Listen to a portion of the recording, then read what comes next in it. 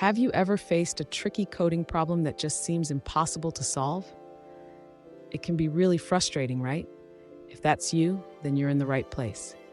Today, we're diving into a coding challenge involving a modified rat in a maze, and I promise you, by the end of this video, you'll have a clear understanding of how to tackle it. I totally get it. Coding interviews can be nerve-wracking, especially when you're asked to solve complex problems on the spot. You're not alone in feeling overwhelmed by this kind of question.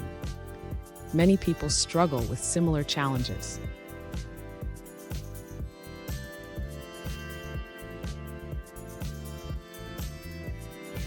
Here's the specific question we're tackling today.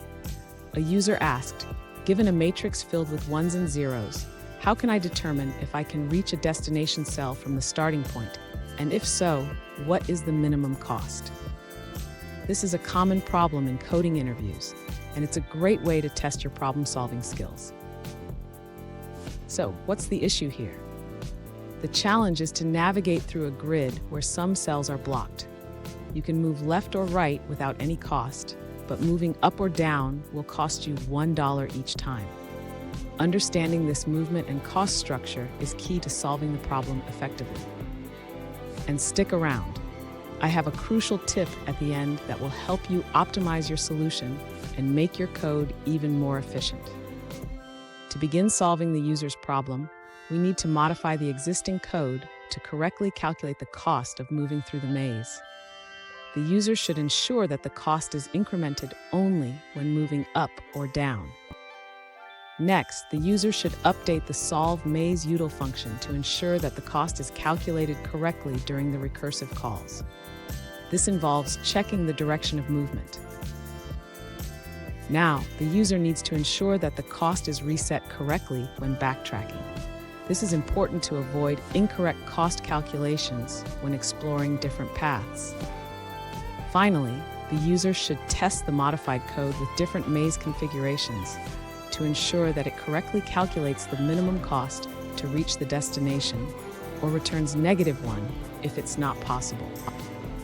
Fun fact, did you know that mazes have been used for centuries in art and literature? They symbolize complex journeys and challenges, much like the coding problems we face today. Now, let's look at the answers provided by other users.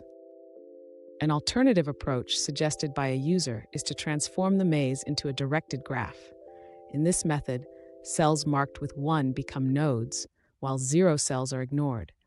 You then connect nodes with directed edges based on possible movements, assigning a cost of either 0 or 1 to these edges. Finally, you can use Dijkstra's algorithm to find the shortest path, which gives you the minimum cost to reach the destination. Here's the tip I promised. Always visualize the problem. Drawing out the matrix and possible paths can help you see the solution more clearly and avoid common pitfalls. And there you have it. You now have the tools to tackle the modified rat in a maze problem. Remember, practice makes perfect. If you found this video helpful, hit that subscribe button for more coding tips and tricks. Keep coding, and see you next time.